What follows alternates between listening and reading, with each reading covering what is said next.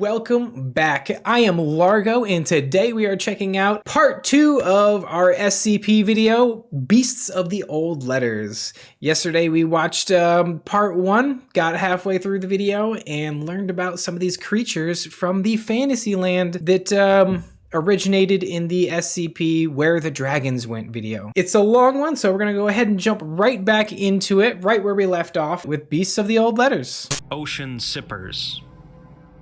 Ocean It was while sippers. visiting to the fishing ports of the south that I learned of the wondrous ocean sippers. The sun-tanned fishermen I spoke to had encountered them almost daily on their voyages, and had collected several objects of study.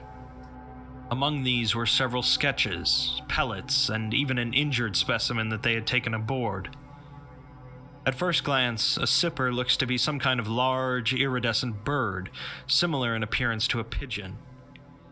On closer inspection, however, it becomes apparent that, in place of feathers, the creature is covered in a material with a blend of traits of feathers and scales.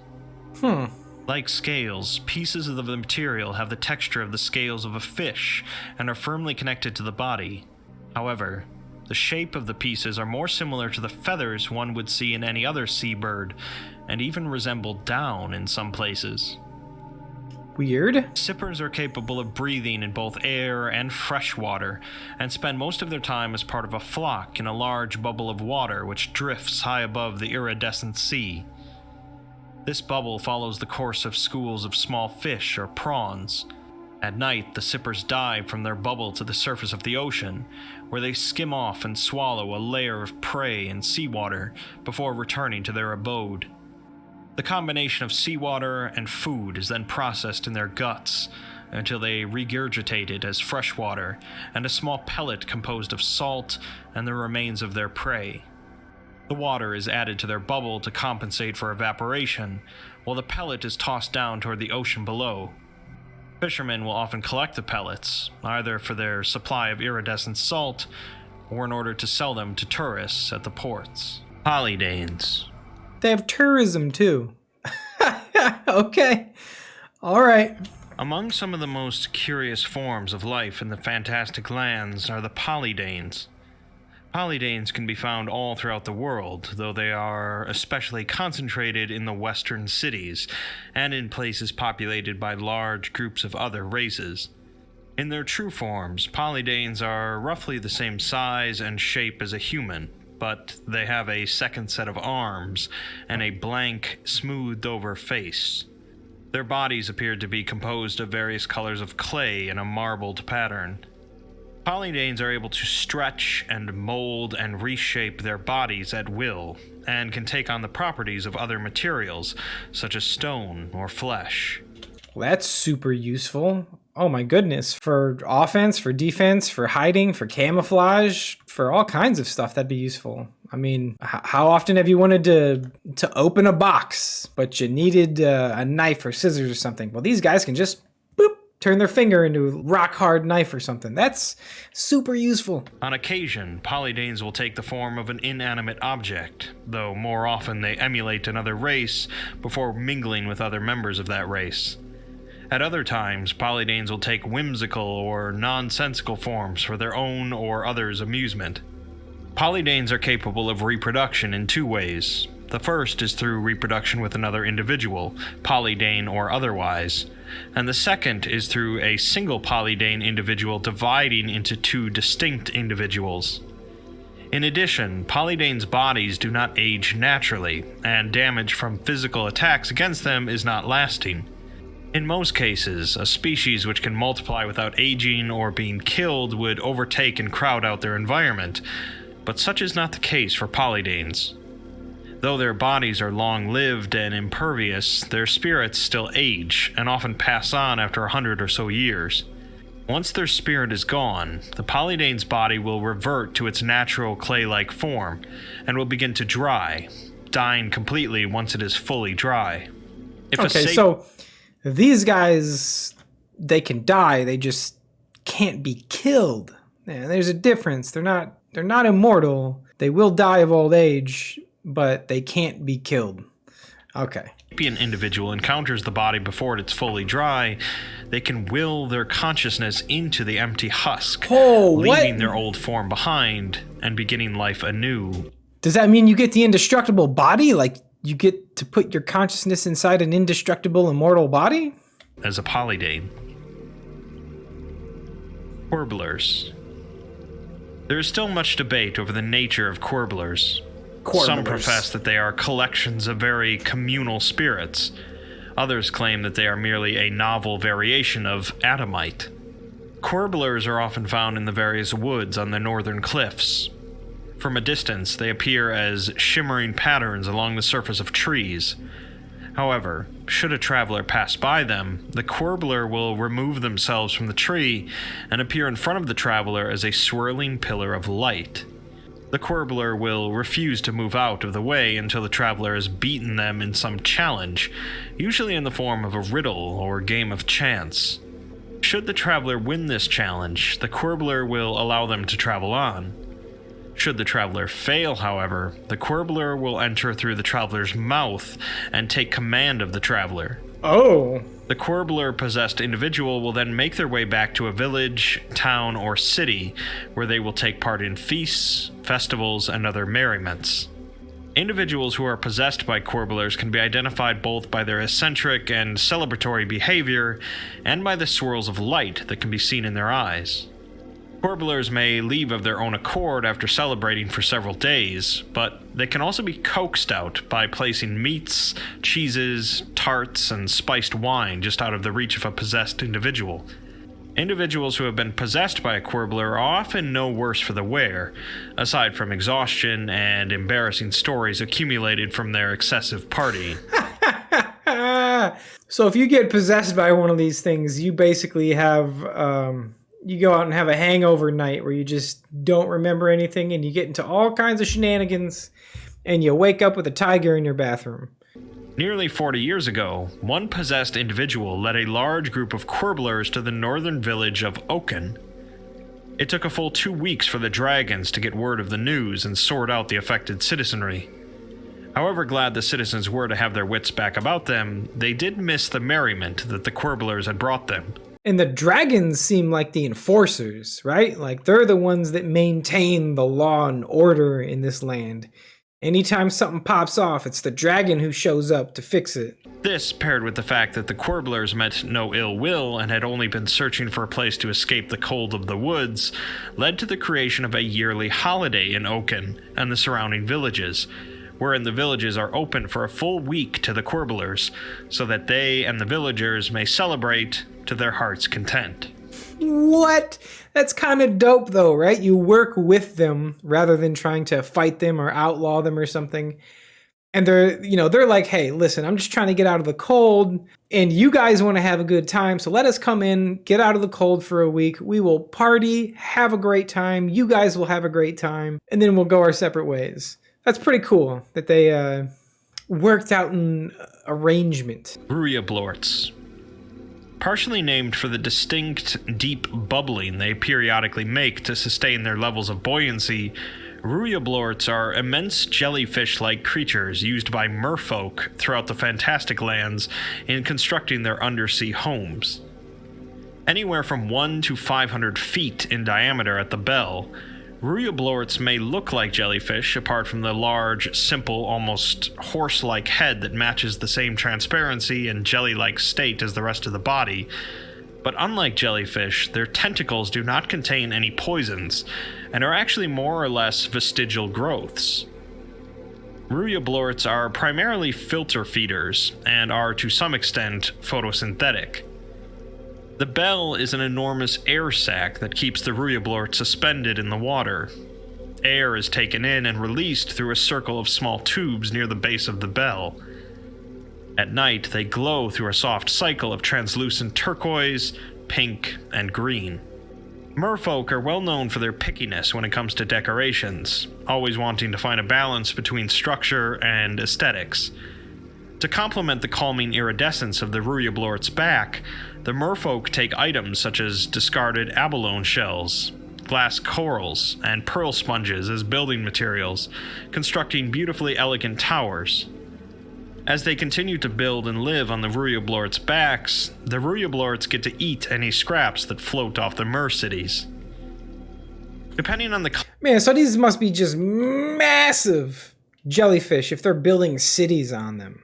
Also, some jellyfish are functionally immortal, apparently. Scientists think that there's jellyfish out there who can regenerate enough to where they are essentially functionally immortal, and they will live forever as long as they have enough food and nutrients and there's no predators around that eat them. Could potentially, given the right environment, live forever. So that's kind of cool.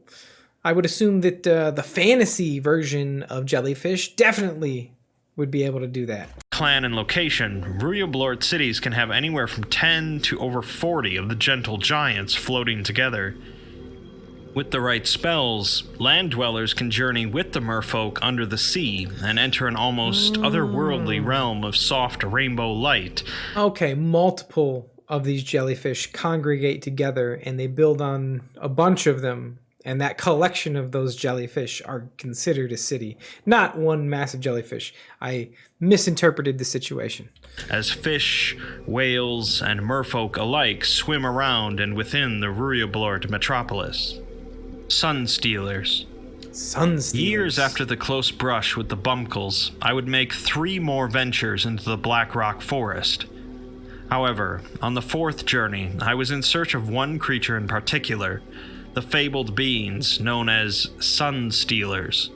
Said to be tall as the trees themselves, and black and cold as a starless night, heavens knows why I would actually want to intentionally go looking for them. The dragons once again sent help with me, this time with a young sapphire dragonling named Tyria, and a wise steelback named Jarnadi. Before leaving, Garin ran up to us with a last-minute gift as well. A potion that would turn us dark as the Black Rock Forest, so that the creatures hiding within could not spy us as we invaded their home. Garin himself would not dare accompany us again. I do not think any less of him for doing so. The trip to the Black Rock Forest felt different this time.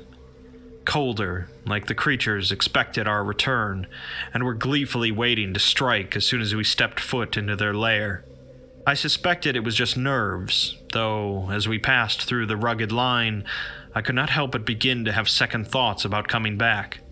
As the first black rock shrubs came into view, and the new moon cast darkness onto the ground, Tyria, Jarnadi, and I took out Garin's gift, and each took a drink from the bottle. It was like having a barrel of water from the glaciers of the ridge forced down your throat. But when the chills passed, we could tell Garin's work had been done. We were all still able to see one another, but each of us looked like a reflection in slowly rippling water, a camouflage to shield us from whatever lurked in the trees. We steadied our minds, and once again went into the ashen trail. Sun Stealers were said to live deep within the Black Rock trees, where the air itself feels like floating pitch, and the slightest sound echoes like the cracking of 1,000 bones. We journeyed for what I think was 2 days. All the while, the ashen trail grew less and less pronounced, and the darkness became overwhelming. More than once, Jarnadi suggested we concede and turn back, but I was stubborn, and Tyria was eager for adventure. We pushed on. On the 5th day, Jarnadi spotted something, a patch of darkness even more ominous than the surrounding black, a darkness that rippled and seemed to ripple and churn. I knew at once we had found a Sunstealer grove. It was well off the ashen trail, though we knew that we must step off the path. Tyria was the first to go forward. I am slightly ashamed to say I was the third. Well, you're also not a dragon, so not really that big of a deal. You know, you're going into the dark, evil, frozen lands in the north, filled with dark creatures and sun eaters and stuff, and you're upset that you let the dragon go in front of you? Bro, that's how you do it. That's how you stay alive. You put a dragon in front of you, you put a dragon behind you, so you make a dragon sandwich with yourself and protect yourself from all the stuff in the Black Forest. If anything, you made the mistake by going third, because they could pick you off at the end of the line. The chill grew frigid as we came closer, the silence all-consuming, but still we pressed on. After moving a mere 20 paces, we were soaked with sweat, near collapse. But we made it, and we waited to gaze upon a sun-stealer with a mix of terror and excitement. None came. We waited for hours, and the creatures never appeared. It was maddening. Time slipped away. On the third day, Jarnati finally told us to go back, and with hearts heavy, provisions low, and minds fogging, we relented. And as we neared the clearing back into the rugged paths, the sun-stealers appeared. The old scriptures were true. Tall as the trees, like a shroud woven from a black sky. A smooth white depression for a face. 2 black, expressionless eyes that looked on us like a child about to curiously crush an insect. Well, that's not good. An ebony crown that floated above their heads with long, slender points. And above the crown, an orb that looked like a star. An orb that made me realize why the sun-stealers were so aptly named. The crown seemed to suck the light from the circle, the glow changing from white to gray to black as it reached the crown's base. But it didn't end with the stars within their crowns. What little light that snuck through the trees was dragged to them as well, the black leaves withering as they lost what little sun they could live from, the creatures living within them fleeing or falling dead at the creatures' feet. Oh man, so these creatures literally just suck in and absorb light. Tyria died. Oh. The sun-stealers enveloped her in their cloaks, and when they moved away, she was nothing more than a weathered skin. They parted, as if telling Jarnati and I to leave, as if we had paid the price for their mercy with one life. That's not good. We stumbled away, and when I looked back, they were gone. The Ashen Trail was overrun with new black rock plants, as if it had never existed. That was my 4th and final visit to the forest. Without the Ashen Trail, the dragons themselves have refused to go back. Man, even the dragons don't want to mess with that no more. They're like, oh, hell no. The sun stealers, man, they almost seem like ring wraiths or something, you know, like black, shadowy figures, and then they got the crown on their head, just sucking the light from the orb, and then just sucking in all the light from the surrounding area, killing plants. And apparently they can take life energy too or something. Like they just sucked the life out of the dragon. So not good. Don't want to hang out in that forest. Don't want to hang out with those things. And it was the bumcoals were in there too. Like not a good place to hang out. Trimbleweiss. Trimbleweiss are among the most numerous creatures in all of fantasy, and with good reason, as they are able to thrive in nearly any environment where there is food. Outwardly, Trimbleweiss begin their life with an appearance similar to that of a mouse, though without a noticeable tail, and much more rotund. They have white coats of fur and ruby eyes. As a Trimbleweiss carries on through its life, its development is shaped by the food it eats.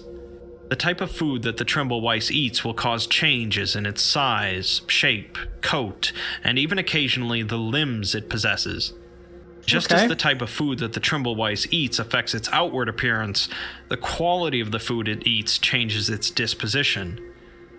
High-quality food causes the Trimbleweiss to become tame and domestic, while garbage causes it to become vicious and dangerous. For this reason, families will often forego eating the choice portions of their meal in order to appease and train the Trimbleweiss which may be living in their house. While paying a visit to the Count of Fleurant, I was treated by my host to a Imagine giving up the best part of your dinner, right? The best part of your steak, or the best part of your burger, or salad, or whatever it is that you're eating. And you got to give that to some mice, some rodents or something, so the rodents don't murder you in your sleep. I don't know, man. This fantasy world's not seeming very fantasy to me, man. This is like a nightmare world is what it is. pair of curiosities. The Count was in possession of 2 very unique specimens of Trimbleweiss, one which had only ever been fed on gold, and a second which had only ever been fed on rose petals. The first had grown in size an appreciable amount, had a sleek coat of golden coloration, and was much thinner in the front than in the back, giving it a kind of egg shape. The second did not seem to have grown much. If anything, it had shrunk. However, its coat had been replaced by layers of brilliant red feathers, and it had a thick tail, similar to a dragon's. Later that night, the Count and I feasted on what I was informed was a Trimbleweiss, which had been raised on a diet of beef, pork, and veal. I found the meat quite to my liking. Unsen. So they physically change their physiology based on what they've been fed. Apparently, you can feed these things gold, which is just metal, and it can eat metal, apparently. What happens if you just feed one of these things just steel? Just feed it steel for its whole life. You just get just a little chunk colossus steel mouse rat thing. The Unsen is one of the most elusive creatures in all of fantasy. I fear that I have little to report on it, as, in spite of all the evidence of its existence, no man, dragon, elf, or dwarf has made a clear observation of it. There is even still doubt as to whether the Unsen is a single beast or an entire species. These unknown elements only add to its intrigue, which is why I have included it in this collection. The Unsen moves at an extremely rapid pace, which is the main reason it has been able to evade observation or capture for all these years. It also seems to know instinctively where its hunters are looking, constantly moving out of sight or hiding behind secluded cover. It never seems to leave behind any hair or scent, only its footprints. The trail of prints that the Unsen leaves are highly unusual and are the only aspect of the creature's existence which can be readily observed. The prints What are we hunting down Bigfoot? composed of a single large circle, about the size of a deer's hoof, with two smaller circles on the sides of it, and another two circles behind it. Once made, a large jet of steam will rise out of each print, mixing in with the morning mists that are present when the Unsen is most active. Interestingly, the arrangements of the prints may change over time, and have indicated at different times that the Unsen has anywhere between 1 and 12 legs. That's a big difference. Vinthril. The Vinthril are a group of creatures that inhabit the jagged valley about 3/4 of the way along the trail to the Black Rock Forest. Also known as the winged bumpkle, the Vinthril does indeed resemble The winged bumpkle. Remember, bumpkles have mouths on the bottom of their feet. So if they can fly, now you've got little mouths above you that can swoop down and just take a bite out of you with their feet as they fly by. the towering monopedes in the Black Rock Forest, with its round, hairy head and mouth full of needle-like teeth. But they are in fact entirely different species. Oh, okay. Never mind. They probably don't have feet mouths then. Vinthril do not possess feet, instead using their large, clawed, bat-like wings for both flying and climbing through the cliffs of the jagged valley. As it glides, a long tail lined evenly with 3 to 6 balls of fur similar to its head trails behind, producing a soft, whistling sound as the wind passes through the hairs. Though Vinthril are not above devouring travelers or other animals unfortunate enough to cross them, they are actually predominantly fruit eaters. Specifically, they eat the fruit of the maroon trees that are strong enough to grow on the sides of the cliff faces. The fruit of these trees looks exactly like the head of the Vinthril, round and covered in fibers, and so residents of the Fantastic Lands have taken to calling it Vinthril fruit. While not particularly tasty to most in the Fantastic Lands, to the Vinthril, these fruits play an invaluable role in their reproduction. Okay. A female Vinthril will swoop and snatch a number of fruits off a tree while pregnant, and puncture a single hole in the fruit's hard outer shell. From there, it regurgitates an infant Vinthril no bigger than the tip of a finger into the soft innards of the fruit before flying off. The fruit both serves as protection and food for the juvenile Vinthril until it is strong enough to break free. Okay, not completely unheard of. There's plenty of animals out there that inject their young into various things, whether it be into the insides of another living creature, or into the insides of a dead creature, or into balls of dung, as the dung beetle does. So it's not unrealistic for a creature to lay its offspring inside of another creature, or inside of a fruit, or something like that. Some type of protective encasement that not only protects it, but they then feed off of as they emerge. Up until recently, people thought the similar look between the Vinthrill and Vinthrill fruits were just a coincidence, though it now seems the fruits play a larger role in developing Vinthrills than previously thought. While exploring the Jagged Valley, the adventurer Galbion was attacked by a pregnant Vinthrill, and only escaped by throwing his pack of Guya melons behind him, which the Vinthrill immediately took and deposited eggs inside of before flying off. Galbion, intrigued as to why the Vinthrill birthed its young in a non-native fruit, stuck close to the Guya melons until the Vinthrill hatched. To his, and many other zoologists when he brought the Vinthrill back, shock, the creature sported the same bright pink and green coloration as the Guya melons, along with tough spikes lining their bodies instead of the usual hairs. After this discovery, a brief boom in experimental Vinthrill breeding occurred, with successful births in fruits such as the coconut, pumpkin, and daradara cones. Okay, so they must take on physiological traits of whatever it is that they gestated inside of. It's an interesting evolutionary trait. I hesitate to call it an evolutionary trait because, again, this is a fantasy creature. Presumably he exists because it was created out of someone's mind and that's the creature. But I don't know, man. It seems like this world is... It seems like things are birthed out of imagination, but then once they're created, they're just kind of thrown into this world, this ecosystem where anything can happen. However, people soon realized that these Vinthrill suffered from terrible sicknesses as they matured, and died painfully shortly after. Nowadays, to prevent the exploitation of exotic hybrids, as well as fear of damaging the natural breeding process, experimental breeding of Vinthrills is illegal, and there are severe penalties inflicted on anyone who tries to entice a Vinthrill to birth young in anything other than the Vinthrill fruit. Well, good to see that the fine lawyers and justice system of the Fantasylands is continuing to enforce the laws. It's just so weird to me that that's a thing. I don't know, for some reason, whenever I think of a Fantasyland, I feel like there should be like no rules, but okay. Watchers of the Waning Moon. Once in a while, I will come across a creature that I feel I will never truly be able to understand. The Watchers of the Waning Moon are such a group, shrouded in mystery and practitioners in a strange and surreal act that even the dragons cannot explain. Watchers live in the brush of the eastern plains, only appearing at night. They have the head and front body of a white stag, with thin, fine antlers adorned with moon lily buds. Some say the antlers are not horns at all, but actual moon lily plants that have sprouted and rooted to their heads. However, due to the Watcher's cautious nature, no one has been able to prove one theory or the other. The back end of the animal is the tail of a serpent, long, smooth-scaled, and pearly.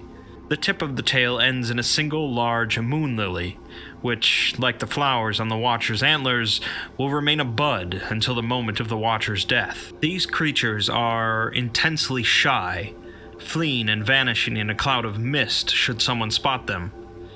The only time they show themselves is during the time of the waning crescent of the first moon, during which dozens of Watchers will gather at the plain's thicket and undertake a ritual unlike any other.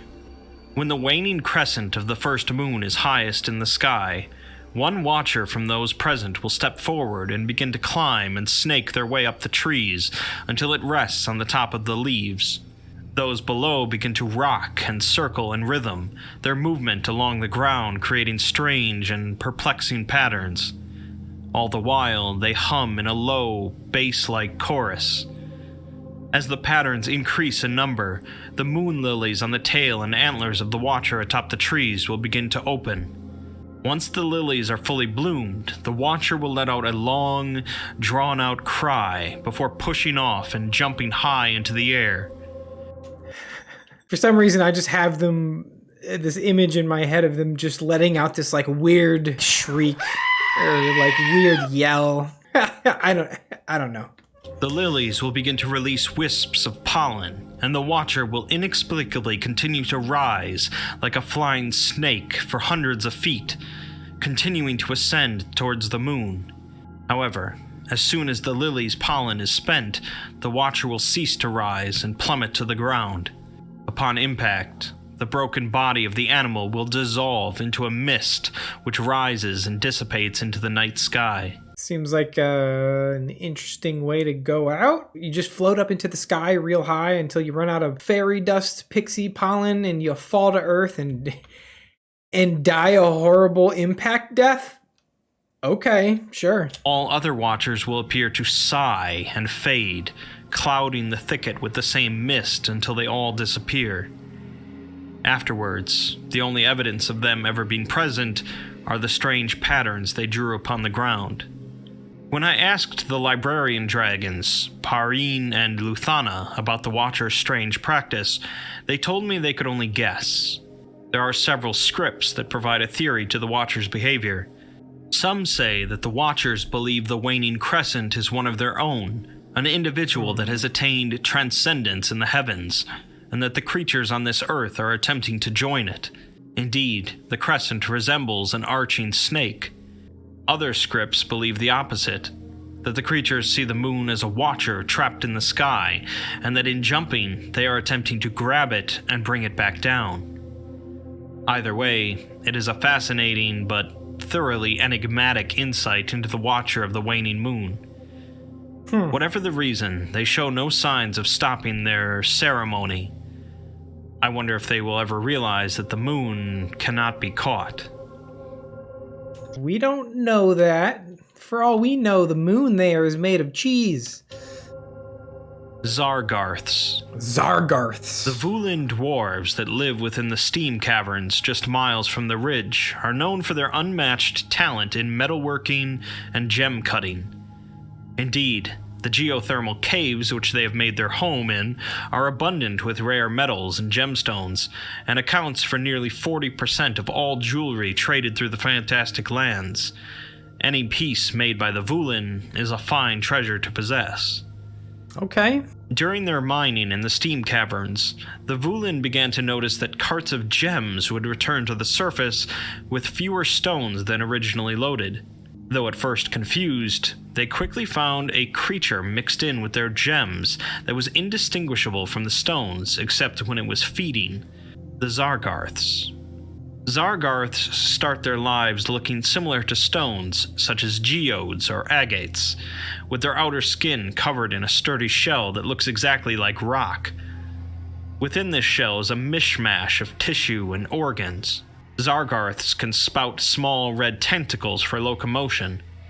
As they move, a row of microscopic teeth scrape minerals and organic matter from the steam cavern's floors and walls. As they grow older, Zargarths begin to abandon feeding on organic matter and turn solely to stones for food. Much to the Vulin's dismay, gemstones were the Zargarths' favored treat. After ingesting the crystals, Zargarths incorporate them into their outer shell, where they grow along with the rest of the creature as if they were part of the body itself. The older a Zargarth grows, the deeper it tunnels into the earth to find more bountiful feasts of jewels. Eventually, they resemble giant, slug-like creatures covered in countless crystal growths. Dozens of small, stubby legs carry the Zargarth's body as it skitters along the ground. Although at first considered a destructive pest to the gem trade, the Vulin have since been domesticating Zargarths as both a pet and a business helper. As it turns out, Zargarths shed crystals that grow too large. These discarded gems are collected and sold as they are, or further cut into an array of jewelry. Different Zargarths have different preferences for what jewels they ingest, so the Vulin are sure to keep scouting for further varieties of Zargarth subspecies. I'm not gonna lie, man, the Zargarth is actually kind of creepy to me.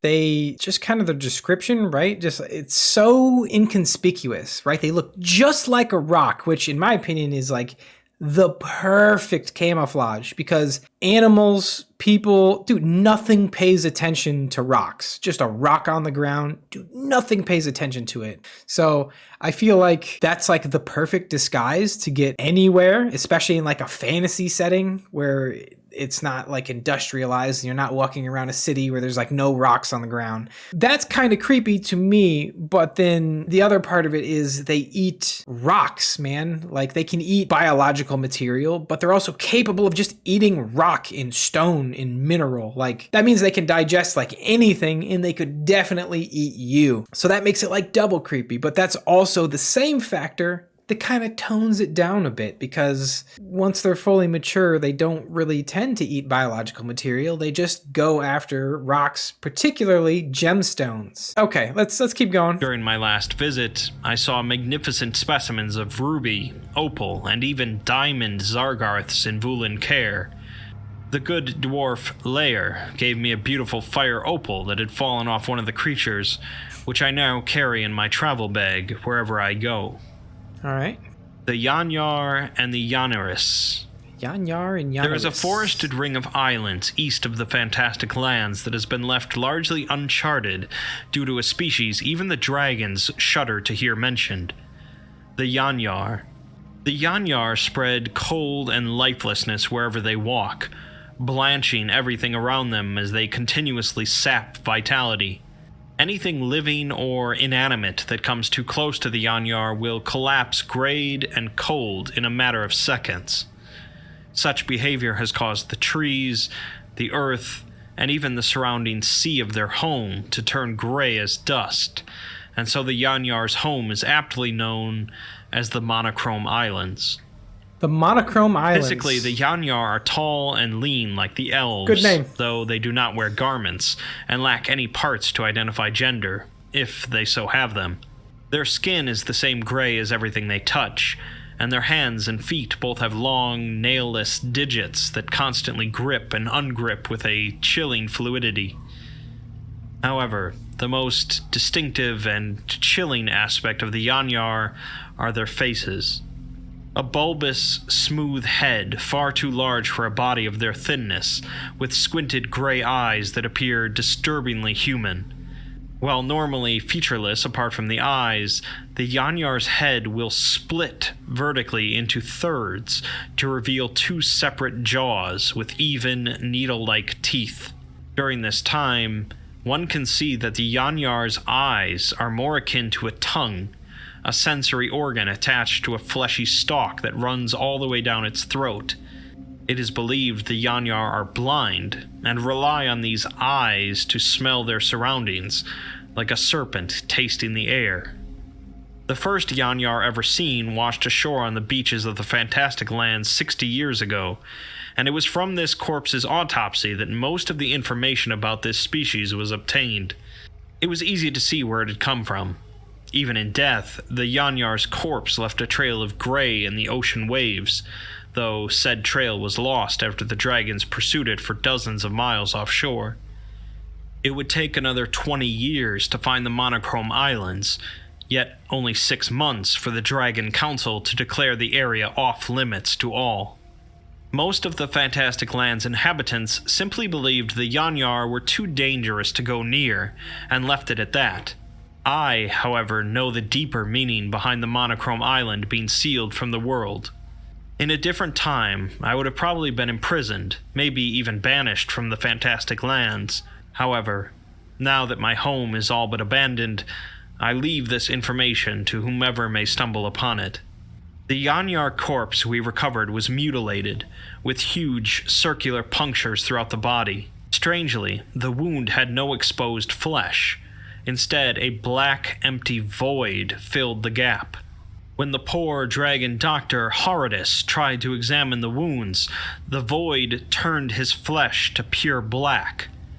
He looked like a living shadow in his final moments. Then, with a cry, Horridus faded out of existence. Wow, okay, that's not good. When the dragons finally discovered the Monochrome Islands, they found their explanation to the darkness seen on the first Yanyar's body.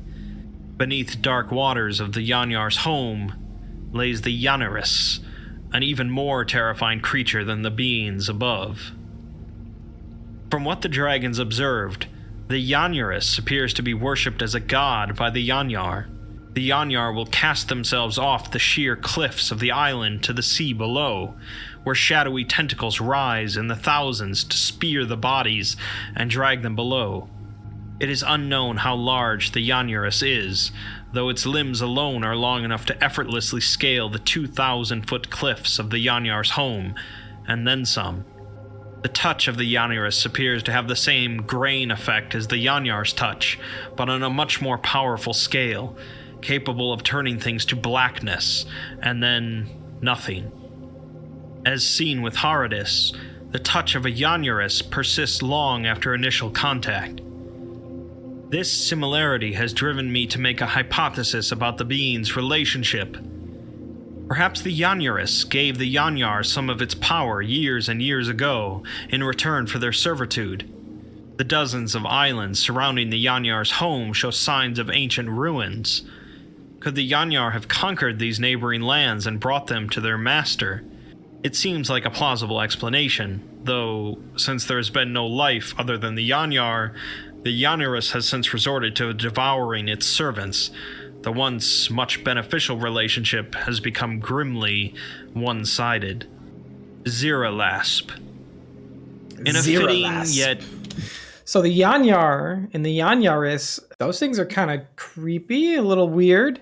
I do like their kind of aesthetic style. I know they're not showing us anything, but they're kind of describing it. I do kind of like the idea that there's like this monochromeness to them. Like they look like black and white, and anything they touch seems to have the color drained out of it as well. And then the larger creature is able to go one step beyond that, and rather than just drain the color out of something, completely turn it to blackness and then nothingness. Metal. Pretty metal.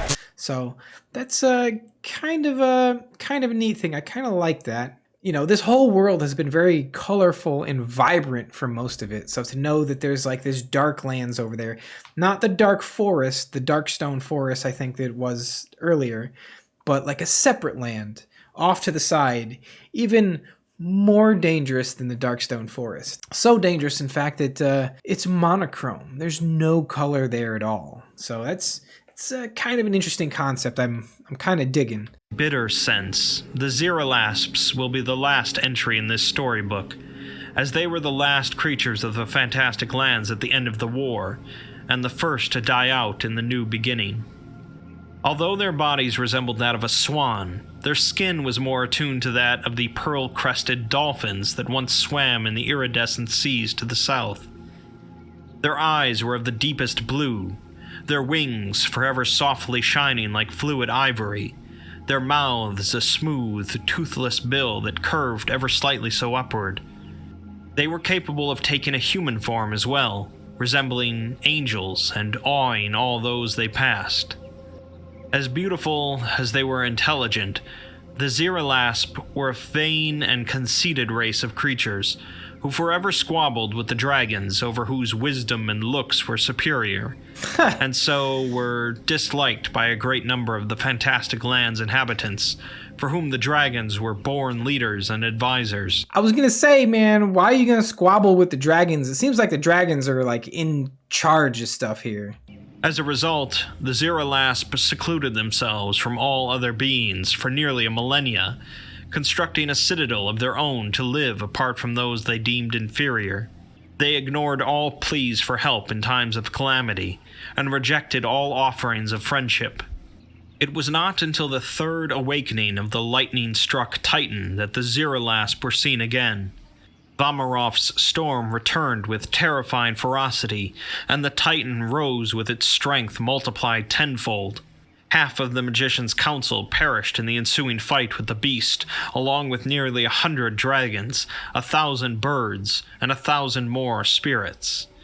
And still, the Ziralasp refused to act. And so, the Maker himself came to the Ziralasp, his face dark with fury, his eyes normally full of compassion, brimming with icy rage. The Maker. Go on. Who is this maker? Is this the maker of the entire realm of fantasy? He spurned their race, accused them of being petty cowards who watched as their world burned around them.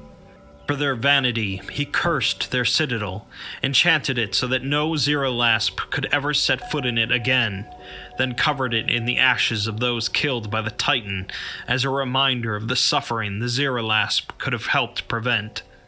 Overcome with despair of what they had lost and what they could have had, the Zeralasp vowed to never turn their backs on the rest of the fantastic lands again, and charged into the center of the Titan's path, side by side with the dragons they once despised and the master they adored. The Zeralasp beat back the beast to its mountain once again. The Titan fell back into its slumber, but the grief and devastation brought about lingered for decades to come. Yeah, too little too late, man. You join in the battle when it's almost over after everybody got smashed up. Come on, man. The Zeralasp worked with renewed fervor and rebuilding to make up for all the time they had shut themselves away. They became the chief architects of the fantastic lands and filled this world with their incredible and intricate handicraft. This lasted for another 1,000 years, and life prospered. And then, less than 3 decades ago, the Great War began, and all the Zeralasp had or ever would create was destroyed in the calamity that followed. Once again, the Maker came, but this time, his eyes held only grief as he was forced to smite those who had fanned the flames of destruction. The Zeralasp desperately tried to bring back peace, but to no avail, and so they fell into despair. When the last buildings finally crumbled, the Zeralasp had turned black from the ash and smoke. Their blue eyes turned bloody red from grief. As the surviving others filed out of the fantastic lands, the Zeralasp stayed behind, silent as the stones of their cities, and within these ruins they remain, turned to stone as the suns set for the final time, and the world turned cold.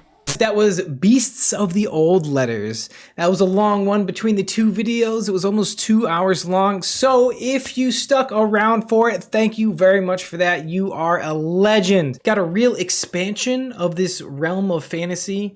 That started out with the Where the Dragons Went SCP video.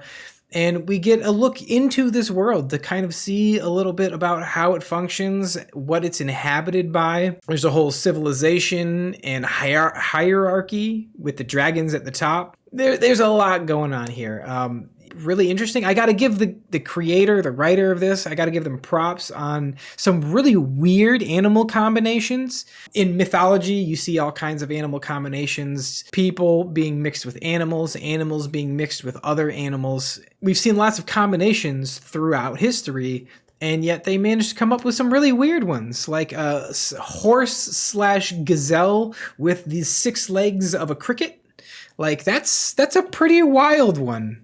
Not one that I probably would have come up with myself. So that being said, really enjoyed the video. As I said in the last video, this was a commenter suggestion, so thank you very much for everyone that suggested this. And if you enjoyed the reaction, go ahead and hit that like button. As always, consider hitting that subscribe button. It really helps the channel out. And most importantly, leave a comment down below. Let me know what other SCP videos we should check out, or if you've got any other suggestions for videos to check out, leave them down in the comments and we can get to them. And once again, guys, thanks so much for stopping by. Thanks for watching the video. If you made it all the way to the end, you are a champion, and have a great day.